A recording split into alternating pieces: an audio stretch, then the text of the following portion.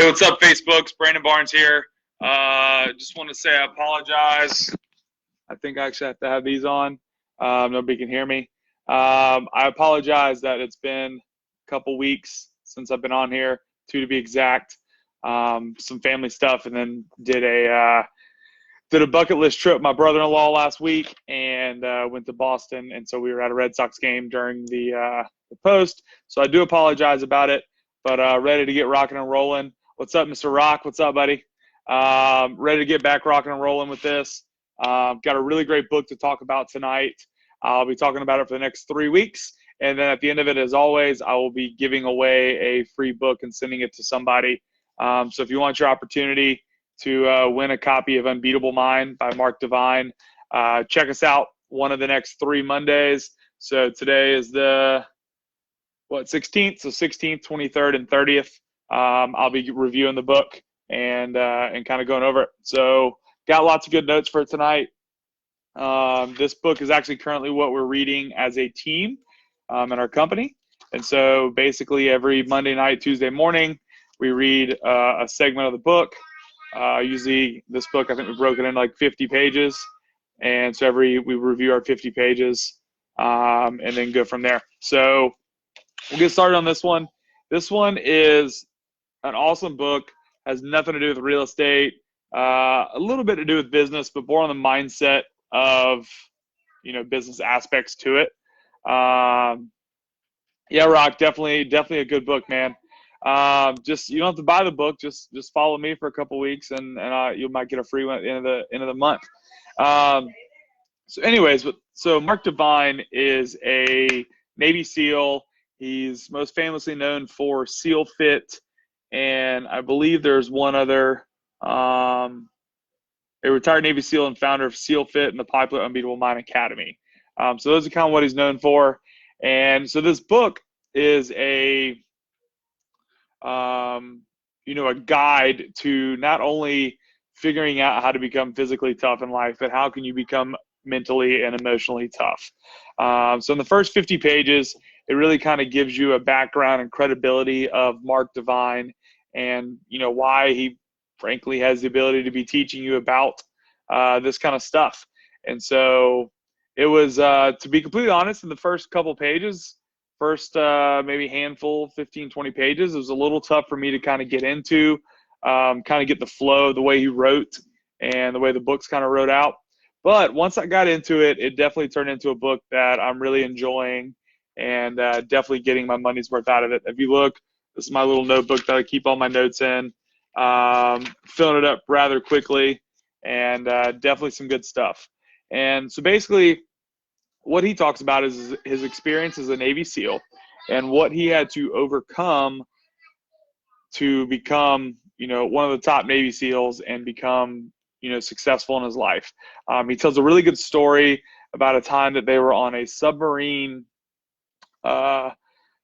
mission, and him and his partner were underground, and I think it was a 3-hour total mission, or maybe it was a 5-hour total mission, and 2 hours into it, his mask started taking in water, and with it taking in water, he had no visibility. He did all the protocols, he did all the operating, standard operating things that you're supposed to do. There's just nothing he could do. He could breathe, all that functionality was fine, but he had no vision. And so can you imagine being in an area to where if the submarine comes up, and it's not like a big submarine, this is like a private, 2-person kind of sub. And can you imagine that you're in war grounds, if your submarine comes up to water, you risk being shot and killed, and you cannot see anything, and you don't really know how long it's going to take. And so for 3 hours, he had to sit there and keep his blood pressure down, keep his heart rate down, and keep his mind right and trust that his partner was going to be there for him. And so essentially he gets through it and he relates it to meditating and understanding how to get your mind right. And that's a lot of what the book's about. So there's some really cool stories, just some really cool stuff to read and kind of educate yourself about. So a couple of things I want to talk about is he talks about your 4 types, the big 4 things for mental toughness, kind of like what you need to work on and achieve so that you can have mental toughness.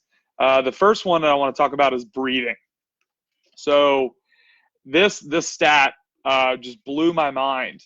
And so in this book, he teaches you different ways to breathe and different ways to kind of calm yourself and get your mind right.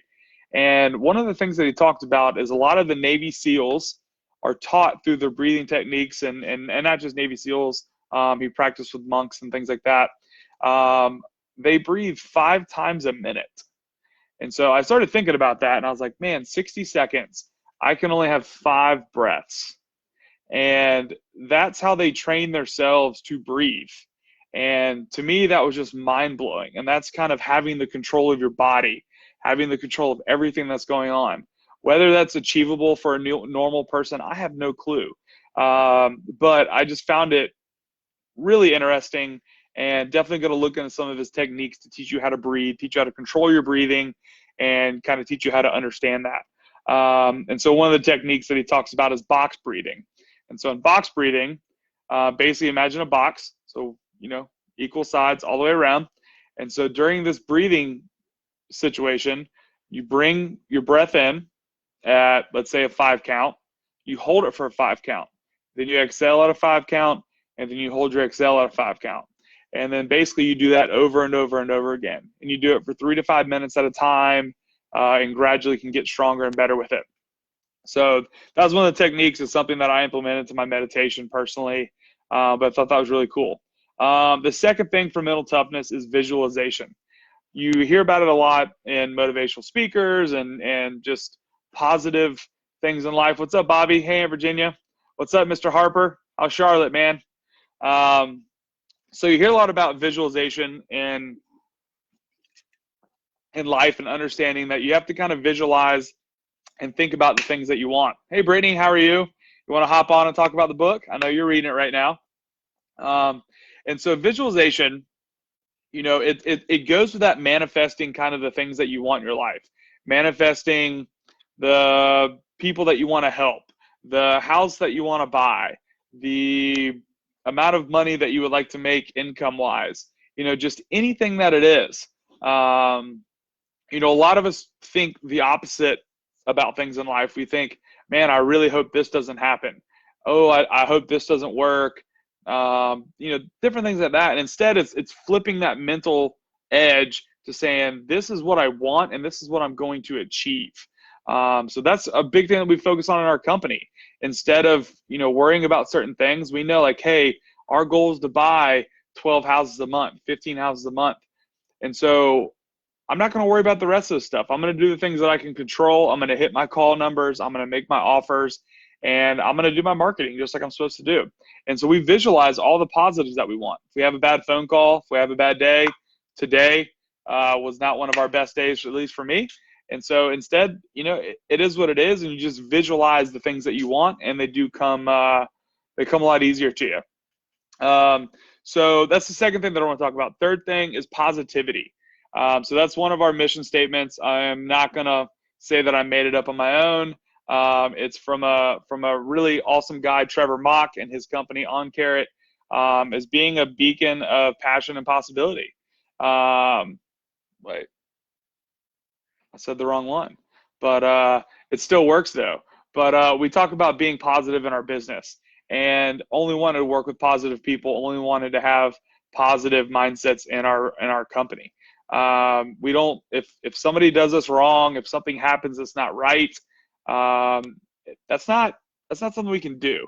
There's no reason to worry about it, let it bother us, have any control or issues over it. It's just be positive about what's going on. Life's not always going to be, rainbows and butterflies.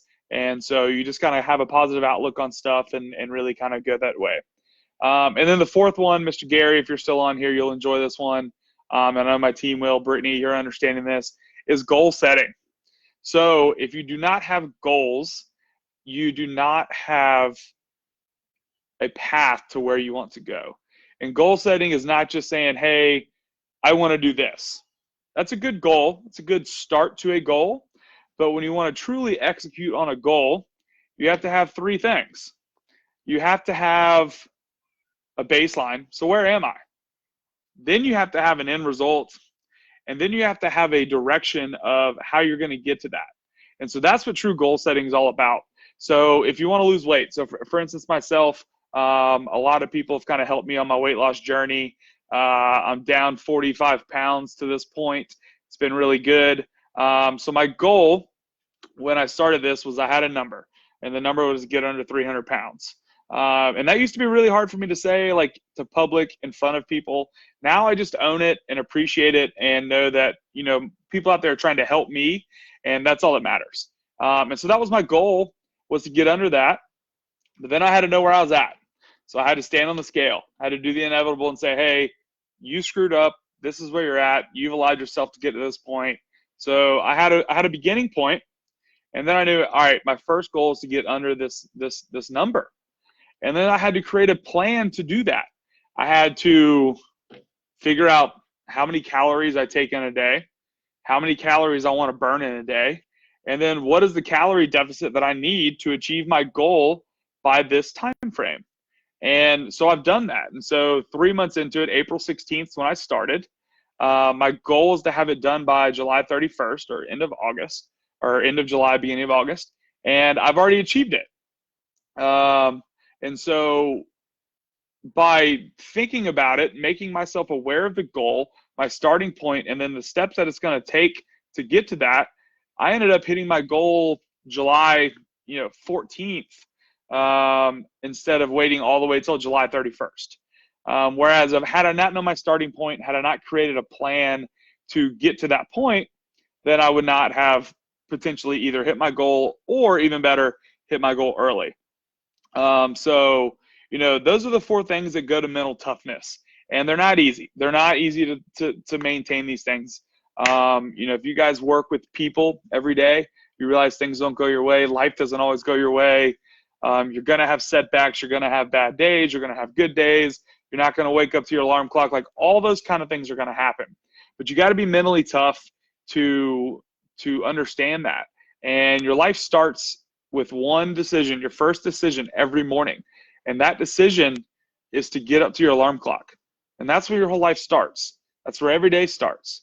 And, another cool thing about this book to kind of talk about these points is we all like to think about our life as like, hey, I wish I'd have done this, or I wish I'd have done that. Well, if you really think about it, did you have the opportunity to make that decision to have done this or have done that at that given point? And so I'll give you an example. I have a friend of mine who talked about that he did not go to the college that he wanted to go or could have gone to had he done the right thing. So he talks about, well, was it his decision not to go to that college, or was it all the tiny decisions that he made up to that point that led him to not even have the ability to make the decision to go to that college? And that's kind of where life starts at. It starts with, do you wake up to your alarm clock when it goes off? It's very simple. You set it for 5 a.m., 6 a.m., 4 a.m., 7 a.m. It doesn't matter. When you set your alarm, do you get out of bed and turn your alarm off, or do you go back to bed and go to sleep? I'm guilty. I've done all above.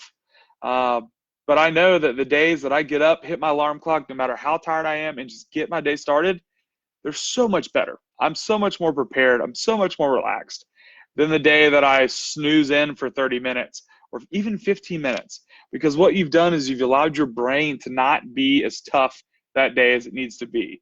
It knows that you're not too worried about making this decision one way or the other.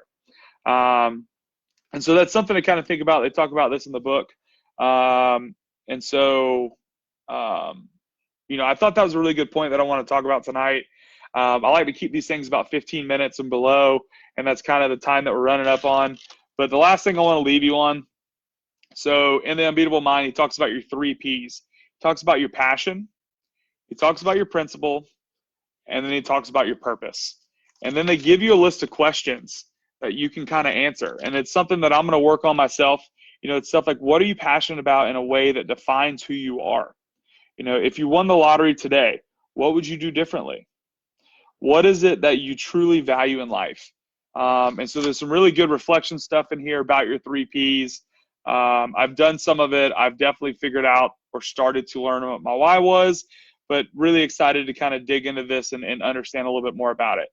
So anyways, I appreciate everybody hopping on tonight.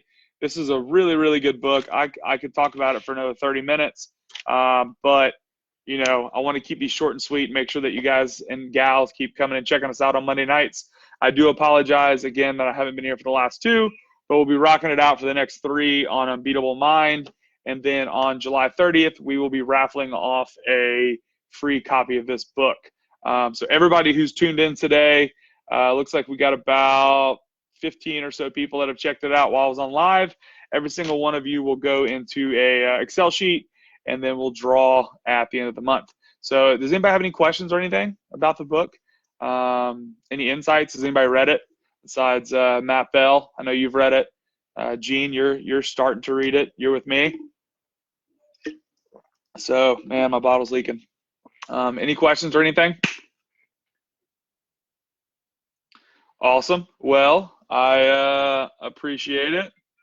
And we got sellers trying to call me and sell me their house. So it sounds like I need to hop off and make my phone calls because I got to beat Gene on my calls today.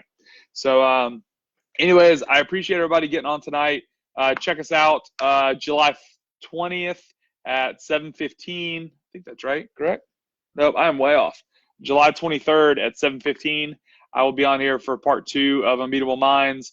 We'll talk about the monkey mind a little bit next week. I know, Matt, that's your favorite. We'll talk about some other stories that's going on. And plus, I don't really know exactly what we'll talk about because I'm reading this book as we talk. But I know we're going to talk about, those kind of pieces. So if you're in the book, if you have any questions, Gene, Brittany, Matt, if you want me to talk about anything specifically, hit us up on Facebook, email me. And yeah, Maggie, you love my hat? Look at that. River Dogs. So anyways, everybody have a great evening. Thanks for tuning in. Please, if you enjoyed this, liked it at all, benefited you, give me some likes, give me some loves, share it, tell somebody about it. I appreciate any of the feedback we can get. Our goal is to build this up and have some fun with it. If anybody wants to hop on, look at this. Ashley, Matt even got his wife to hop on tonight. Look at that. Hey, Ashley. So if you enjoyed it, please hop on, give me a like, give me a share. I appreciate it. And if you want to hop on with me on one of these and talk about a book, I would love to have guests on. It just makes it even more fun. So everybody have a great evening and have a great Monday.